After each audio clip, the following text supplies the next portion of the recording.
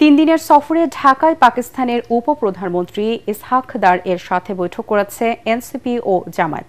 বৈঠক শেষে এনসিপি নেতারা সাংবাদিকদের জানিয়েছেন, ৭১-এর ইস্যু সমাধান করা উচিত পাকিস্তানের। এই বিষয়টি সমাধানে দেশটি প্রস্তুত বলেও জানান এনসিপির মুখ্য সংগঠক নাসির উদ্দিন পাটোয়ারি। তবে জামায়াতের নায়েবে আমির সৈয়দ আবদুল্লাহ মোহাম্মদ তাহের জানিয়েছেন, ৭১-এর অমীমাংসিত ইস্যু নিয়ে তাদের সাথে আলোচনা হয়নি। এই ইস্যুটি রাষ্ট্রীয়ভাবেই সমাধান করতে হবে দুই দেশকে। এদিকে পাকিস্তানের উপপ্রধানমন্ত্রীর সাথে বিএনপি প্রতিনিধি দলের বৈঠক চলছে। মনির হোসেন তপু রিপোর্ট। ১৩ বছর পর শনিবার দুপুরে বাংলাদেশে ৩ দিনের সফরে আসেন পাকিস্তানের উপপ্রধানমন্ত্রী ও পররাষ্ট্রমন্ত্রী ইশাক দার। বিকেলে পাকিস্তান এম্বাসিতে বিভিন্ন রাজনৈতিক দলের সাথে বৈঠক করেন তিনি। পাকিস্তানের উপপ্রধানমন্ত্রীর সাথে বৈঠক করেন এনসিপি সদস্য সচিব আক্তার হোসেনের নেতৃত্বে ৭ সদস্যের প্রতিনিধি দল। বাংলাদেশ ও পাকিস্তানের মধ্যে সুসম্পর্কের জন্য আধিপত্য বিস্তারের ধারণা থেকে বেরিয়ে আসার আহ্বান জানায় দলটি। বাংলাদেশের সাথে পাকিস্তানের সম্পর্ক বৃদ্ধির ক্ষেত্রে, যে কোনো ধরনের সম্পর্ক বৃদ্ধির ক্ষেত্রে অবশ্যই 71 ইস্যু, ৭১-এর ইস্যুকে অবশ্যই ডিল করা উচিত। আমরা সে প্রসঙ্গ তাদের কাছে উত্থাপন করেছি এবং বাংলাদেশের সাথে পাকিস্তানের শিক্ষায়, তারপরে অর্থনীতিতে এবং সংস্কৃতিতে যে সম্পর্ক উন্নয়নের জায়গাগুলো রয়েছে, সেই জায়গাগুলোর বিষয়ে আমরা তাদের সঙ্গে কথাবার্তা বলেছি। জামাতে ইসলামীর ৫ সদস্যের প্রতিনিধি দলও বৈঠক করেন পাকিস্তানের উপপ্রধানমন্ত্রী ও পররাষ্ট্রমন্ত্রী ইশাক দারের সাথে। অমীমাংসিত বিষয়গুলো মীমাংসা করে আঞ্চলিক বাণিজ্য উন্নয়ন ও সার্ক সক্রিয় করার জন্য দেশটির প্রতি আহ্বান জানিয়েছে জামাতে ইসলামী। আমরা সকলেই মনে করি যে এই রিজনে সকল নেইবারিং কান্ট্রির সাথেই আমাদের সুসম্পর্ক থাকা দরকার, বন্ধুত্ব, এবং সেটা ব্যাপারে আমরা জোর দিয়েছি, ওনারাও জোর দিয়েছে। এ সময় প্রতিবেশী সব দেশের সাথেই সুসম্পর্ক বজায় রাখার উপর গুরুত্ব দেন জামাতের নায়েবে আমির সৈয়দ আবদুল্লাহ মোহাম্মদ তাহের। মনির হোসেন তপু, এটিএন বাংলা, ঢাকা।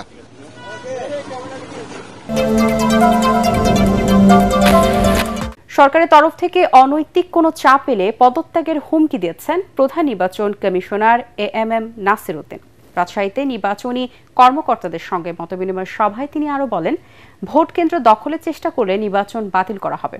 পিআর পদ্ধতিতে নির্বাচন সংবিধানে নেই উল্লেখ করে সিএসি বলেন, এ নিয়ে বিতর্ক রাজনৈতিক। বিস্তারিত জানাচ্ছেন একরামুল হক সায়েম।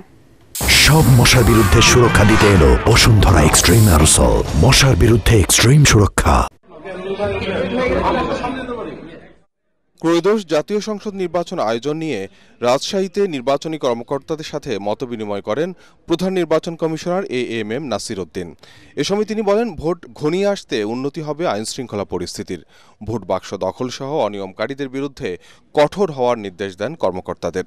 ভোট কেন্দ্র দখলের ইতিহাস বলে যান, ভোটের বাক্স দখলের নিয়ত যদি থাকে আপনারা দয়া করে সরে আসুন এই নিয়ত থেকে। আমরা অত্যন্ত কঠোর অবস্থানে থাকবো, দাঁত ভাঙা জবাব দিতে হবে। তারা ঘুঘু দেখেছে, ফাঁদ দেখে নাই। এবার ফাঁদ দেখবে তারা, যারা মনে করে যে আমরা এই যে কেন্দ্র দখল করে জিতবো, বাক্স দখল করে জিতবো, সেই সুযোগ ইনশাল্লাহ তারা পাবে না। ক্যান্সেল করে দেবো পুরা, যদি এরকম যে অনিয়ম দেখি যে একটা পুরা কেন্দ্রে, পুরা একটা কনস্টিটিউয়েন্সিতে গোলমাল হয়েছে, কেউ ভোট কেন্দ্র দখল করে এই ধরনের অবস্থা সৃষ্টি করেছে, পিআর পদ্ধতিতে নির্বাচনের বিধান সংবিধানে নেই উল্লেখ করে সিইসি বলেন, এ নিয়ে বিতর্কের সমাধান রাজনৈতিকভাবেই করতে হবে। আমরা শাসনতন্ত্র এবং আইন দ্বারা গাইডেড, এর বাইরে আমরা যেতে পারি না। যদি এইরকম কোনো আইন হয়, পিআর পদ্ধতিতে হবে, ওই জন্য কোনো আইন হয়, শাসনতন্ত্র যদি পরিবর্তন হয়, সেটা একটা ভিন্ন প্রসঙ্গ। এটা এখনো রাজনৈতিক আলোচনার পর্যায়ে আছে, তর্ক বিতর্কের পর্যায়ে আছে, এটা রাজনীতিবিদদের ব্যাপার। বর্তমান নির্বাচন কমিশন কোনো পক্ষপাতিত্ব করছে না জানিয়ে প্রধান নির্বাচন কমিশনার বলেন, সরকারের কোনো অনৈতিক চাপ মানবে না ইসি। একটা সুষ্ঠু, সুন্দর, গ্রহণযোগ্য নির্বাচনের জন্য যে প্রতিশ্রুতি জাতিকে আমরা দিয়েছি, সর্বশক্তি দিয়ে, যতক্ষণ আমাদের সেন্স আছে, সর্বশক্তি দিয়ে নিরপেক্ষভাবে, প্রফেশনালি, একদম পেশাগত দক্ষতার সাথে ইনশাল্লাহ আমরা এটা মোকাবেলা করব। দেশ জাতি আমাদের দিকে তাকিয়ে আছে, ইতিহাস আমাদের দিকে তাকিয়ে আছে। এ সময় সিইসি আরও জানান, আগামী 2 সপ্তাহের মধ্যে প্রকাশ করা হবে চূড়ান্ত ভোটার তালিকা।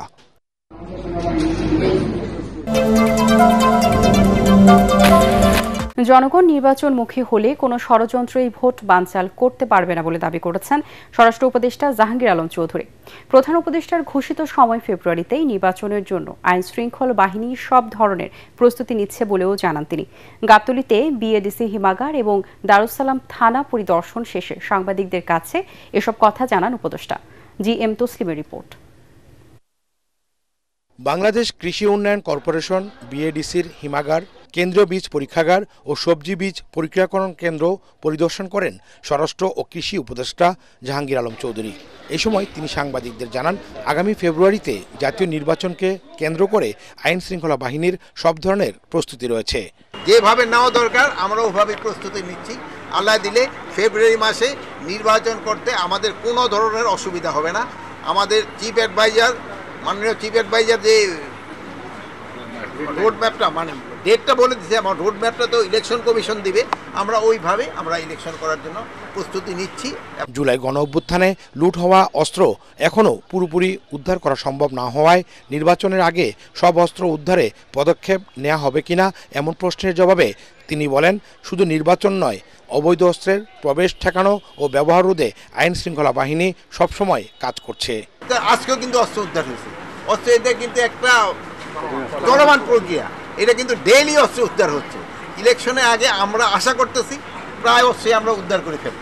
দেশের সীমান্ত আগের চেয়ে এখন অনেক বেশি সুরক্ষিত বলেও মন্তব্য করেন স্বরাষ্ট্র উপদেষ্টা। বৃষ্টির কারণে মাঠে সবজি নষ্ট হয়ে যাওয়ায় বাজারে দাম বাড়ছে বলেও জানান তিনি। উপদেষ্টারা অনেক ক্ষেত্রে অসহায়, এখনও আমলারাই সবকিছু নিয়ন্ত্রণ করছে বলে অভিযোগ করেছেন বিএনপি মহাসচিব মির্জা ফখরুল ইসলাম আলমগীর।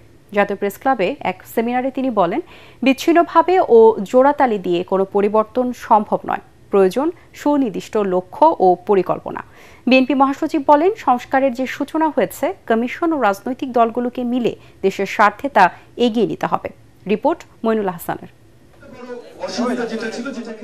সামাজিক সুরক্ষা কতটা সুরক্ষিত এমন প্রশ্নের উত্তর খুঁজতে সেমিনারের আয়োজন করে সামাজিক সংগঠন অর্পণ আলোক সংঘ।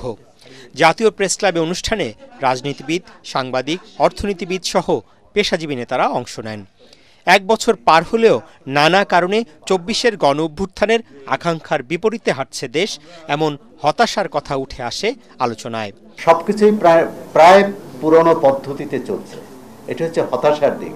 আশার দিক হচ্ছে যে মানুষ ভাবে যে আগামী দিনে একটি সত্যিকার নির্বাচন হবে, অন্তর্ভুক্তিমূলক নির্বাচন হবে, যেখানে সব মানুষ ভোটাধিকার প্রয়োগ করতে পারবে। শুধু সরকার না, সেই সংসদ জনগণের আশা আকাঙ্ক্ষা পূরণ করবে। অভ্যুত্থান সমস্ত রাজনৈতিক দলের সামনে এই চ্যালেঞ্জ হাজির করেছে। বিএনপি মহাসচিব মির্জা ফখরুল ইসলাম আলমগীর বলেন, বাংলাদেশের সবচেয়ে বড় সমস্যা দুর্নীতি।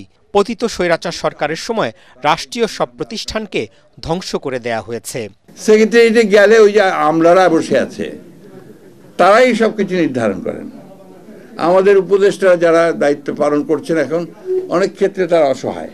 বিচ্ছিন্নভাবে জোড়াতালি দিয়েও কোনো কিছু হবে না, একটা সুনির্দিষ্ট উদ্দেশ্য লক্ষ্য নিয়ে এগুতে হবে, যে আমাদের ঐক্যবদ্ধ থেকে এই সব কিছুর ঊর্ধ্বে উঠে, একটা দুর্নীতির ঊর্ধ্বে উঠে আমাদেরকে আমাদের ভবিষ্যৎ তৈরি করার জন্য কাজ করতে হবে। দেশ এখন নির্বাচনমুখী দাবি করে তিনি বলেন, জবাবদিহিমূলক সরকার প্রতিষ্ঠায় নির্বাচিত জনপ্রতিনিধিদের দ্বারা দেশ পরিচালনার কোনো বিকল্প নেই। আমি যদি একটা জনপ্রতিনিধিত্বমূলক সরকার গঠন করতে পারি, আমি যদি একটা সুষ্ঠু নির্বাচন করতে পারি, সুষ্ঠু নির্বাচন করে আমি যদি ইউনিয়ন পরিষদ, উপজেলা পরিষদ, পার্লামেন্ট গঠন করতে পারি, তাহলে সেখানে আমি জনগণের কাছে জবাবদিহিতামূলক একটা ব্যবস্থা তৈরি করতে পারবো। এদিকে ঢাকা রিপোর্টার্স ইউনিটিতে আলোচনা সভায় বিএনপির স্থায়ী কমিটির সদস্য আমির খসরু মাহমুদ চৌধুরী বলেন, সংস্কার জুলাই সনদকে ইস্যু করে জাতীয় নির্বাচনকে অনিশ্চয়তার মধ্যে ফেলা হলে তা কারো জন্য শুভ হবে না। আমরা একটা বড় ক্রস রোডে আসছে বাংলাদেশ। আমি যেটা বলেছি যে মানুষের মনোজগতের যে পরিবর্তন, যে প্রত্যাশা আকাঙ্ক্ষা জেগেছে, এটার প্রতিফলন আমাদেরকে ঘটাতে হবে। বিএনপি এটা ধারণ করছে, জনাব তারেক রহমান সাহেব ধারণ করছে। অনুষ্ঠানে সাবেক প্রধানমন্ত্রী বেগম খালেদা জিয়ার একসময়ের সিনিয়র সহকারী প্রেস সচিব আশিক ইসলাম বলেন, স্বৈরাচারের পতন হলেও এখনও সাংবাদিকদের নানা হয়রানির শিকার হতে হচ্ছে। পুরনো সংবিধানের অধীনে জাতীয় নির্বাচন হলে দেশে আবারও ফ্যাসিবাদী শক্তির উত্থান হবে। তাই নতুন সংবিধানের মাধ্যমে জুলাই সনদ বাস্তবায়নের দাবি জানিয়েছেন জাতীয় নাগরিক পার্টির এনসিপির সদস্য সচিব আক্তার হোসেন। বাংলা মোটরে দলটির অস্থায়ী কার্যালয়ে জুলাই সনদের খসড়া নিয়ে সংবাদ সম্মেলনে তিনি এসব কথা বলেন। নতুন সংবিধান প্রণয়নের মধ্য দিয়েই সাংবিধানিক সংকট সমাধান সম্ভব বলেও জানানো হয় সংবাদ সম্মেলনে। রিপোর্ট করছেন ঐশী গোস্বামী প্রভা। জুলাই সনদের খসড়া নিয়ে এনসিপির পর্যবেক্ষণ জানাতেই রাজধানীর বাংলা মোটরে দলটির অস্থায়ী কার্যালয়ে এই সংবাদ সম্মেলন। সংবিধানের বিষয় থাকতে সংবাদ সম্মেলনে জাতীয় নাগরিক পার্টি এনসিপির সদস্য সচিব আখতার হোসেন বলেন, পুরনো সংবিধানের অধীনে জাতীয় নির্বাচন হলে দেশে আবারও ফ্যাসিবাদী শক্তির উত্থান হবে। গণপরিষদ নির্বাচনের দাবি জানানো হয় সংবাদ সম্মেলনে। নতুন সংবিধানের জন্য গণপরিষদ নির্বাচন করে সেই নির্বাচনে বাংলাদেশের যারা জনপ্রতিনিধিরা আসবেন তারা জুলাই সনদকে গাইডিং প্রিন্সিপাল হিসেবে নিয়ে সেই বিষয়গুলোকে টেক্সট আকারে সংবিধানে অন্তর্ভুক্ত করবেন। গণপরিষদ নির্বাচনের মাধ্যমে নতুন সংবিধান তৈরি করতে হবে বলে জানিয়ে আক্তার হোসেন বলেন, এতে কেউ কেউ বাধা দিচ্ছেন, যা নিয়ে ধোঁয়াশা সৃষ্টি হয়েছে। নতুন সংবিধানের আলোকে জুলাই সনদ বাস্তবায়নের দাবি জানান আক্তার হোসেন। নতুন সংবিধানের প্রস্তাবনা যদি কমিশনের তরফ থেকে জানানো না হয় তাহলে সেই সনদ বাংলাদেশের মানুষের মুক্তির আকাঙ্ক্ষাকে ধারণ করতে ব্যর্থ হবে বলেই আমাদের কাছে মনে হয়, এবং সেই ব্যর্থ কোনো সনদে জাতীয় নাগরিক পার্টি এনসিপি স্বাক্ষর করার কোনো অর্থ থাকে না। নতুন সংবিধান প্রণয়নের মধ্য দিয়েই সাংবিধানিক সংকট সমাধান সম্ভব বলেও দাবি করেন তিনি। তাই এই ইস্যুতে রাজনৈতিক দলগুলোকে ঐক্যবদ্ধ হওয়ার আহ্বান জানান এনসিপির সদস্য সচিব। রাজনৈতিক দলগুলোর সদিচ্ছা ছাড়া জাতীয় সংসদ নির্বাচনে নারীদের সরাসরি অংশগ্রহণ সম্ভব নয় বলে মনে করেন সাবেক তত্ত্বাবধায়ক সরকারের উপদেষ্টা রাশেদা কে চৌধুরী। তিনি বলেন, পুরুষতান্ত্রিক ব্যাধির জালে বারবার আটকে যাচ্ছে নারীর ক্ষমতায়ন। রাজধানীতে ডিবেট ফর ডেমোক্রেসি আয়োজিত ছায়া সংসদ বিতর্ক প্রতিযোগিতায় তিনি এসব কথা বলেন। এ সময় প্রতিষ্ঠানটির চেয়ারম্যান হাসান আহমেদ চৌধুরী কিরণ বলেন, সংসদে সংরক্ষিত আসনের নামে 50 সেট অলংকার বসিয়ে রেখে নারীর ক্ষমতায়ন সম্ভব নয়। মিজান শাহজাহানের রিপোর্ট। সংরক্ষিত আসনে সরাসরি নির্বাচন হলেই নারীর ক্ষমতায়ন সুরক্ষিত হবে। এ বিষয়ে বিতর্কে অংশ নেয় মানারাত ইন্টারন্যাশনাল ইউনিভার্সিটি এবং অতীশ দীপঙ্কর বিজ্ঞান ও প্রযুক্তি বিশ্ববিদ্যালয়। সংরক্ষিত নারী আসনে সরাসরি নির্বাচনের নিশ্চিত করা এবং নারীর ক্ষমতায়ন নিশ্চিত করা, যাতে নারীদের প্রতি আওয়াজ তুলতে পারে মাননীয় স্পিকার। সংরক্ষিত নারী আসনে সরাসরি নির্বাচন হলেই নাকি নারীর ক্ষমতায়ন সুরক্ষিত হবে। বিতর্কের মূল্যায়ন পর্বে সাবেক তত্ত্বাবধায়ক সরকারের উপদেষ্টা রাশেদা কে চৌধুরী বলেন, শুধু অংশগ্রহণ দিয়ে ক্ষমতায়ন হয় না, দরকার অংশীদারিত্ব। নারীকে বাদ দিয়ে নারীর বিষয়ে কোনো সিদ্ধান্ত নয়, কিন্তু আমরা তো নিচ্ছি নারীকে বাদ দিয়েই ওনারা দয়া করে 5 থেকে 7%। এটা এত বছর পরে এটা কি দয়া দাক্ষিণ্যের বিষয় হলো নারীর জন্য? এ সময় ছায়া সংসদের স্পিকার ও ডিবেট ফর ডেমোক্রেসির চেয়ারম্যান হাসান আহমেদ চৌধুরী কিরণ বলেন, সংরক্ষিত আসন নিয়ে অতীতে মনোনয়ন বাণিজ্য হয়েছে, পরিবারতন্ত্রের কাছে পরাস্ত হয়েছে যোগ্যতা। সংরক্ষিত নারী আসনে 50 সেট অলংকারকে বসিয়ে রেখে নারীর অধিকার সুরক্ষা করা সম্ভব নয় এবং ক্ষমতায়ন বাস্তবায়ন করা সম্ভব নয়। আমরা বিগত নির্বাচনে দেখেছি যে এই 50 সেট অলংকারের মধ্যে বেশিরভাগই তারা হাতে তালি দেওয়া বা হানা ভোট দেওয়া ছাড়া তাদের আর কোনো কাজ সেখানে ছিল না। নারীদের যৌক্তিক দাবি না মানলে জাতীয় ঐক্যমত্য কমিশন ঘেরাওয়ের কর্মসূচি এখনো বহাল আছে বলে জানিয়েছেন রাশেদা কে চৌধুরী। আর হাসান আহমেদ চৌধুরী কিরণ বলেন, ঐক্যমত্য কমিশনে নারী সদস্য না থাকাটা দুঃখজনক। আমরা ঐক্যমত কমিশনের কথা বলি, তাদের চেষ্টা থাকা সত্ত্বেও তারা কিন্তু 33% নারী নমিনেশন দেওয়ার কথা সেখানে উত্থাপন করেছিলেন। তারা নারীদেরকে সরাসরি নির্বাচনের কথা উত্থাপন করেছিলেন, কিন্তু রাজনৈতিক দলগুলো যেহেতু ঐক্যমত আসতে পারেনি, সে কারণে কিন্তু ঐক্যমত কমিশনকে সেখানে গুরুত্বপূর্ণ কোনো ভূমিকা নিয়েও তারা কোনো কিছু করতে পারেনি বলে আমরা দেখতে পেয়েছি। বিএনপি, জামায়াতে ইসলাম, রাজনৈতিক আর একটা শক্তি এনসিপি, ইসলামিক দলগুলো এবং একই সাথে বাম দলগুলোর সাথে ঐক্যমত কমিশনের পাশাপাশি যদি আমাদের এই নারী নেত্রীরা তারা বসবার চেষ্টা করেন, তাহলে আমি মনে করি একটা সুরা হয়ে যাবে। রাজনৈতিক দলগুলোই সিদ্ধান্ত নেবেন, কিন্তু তারা তো আগামীতে আসবেন সরকারে কোনো না কোনো দল, কিন্তু তারা নারীর বিষয়টি, অর্ধেক জনগোষ্ঠীর বিষয়টি তারা যাতে সক্রিয় বিবেচনায় রাখেন, সেটাই আমাদের সবচেয়ে বড় প্রত্যাশা তাদের কাছে।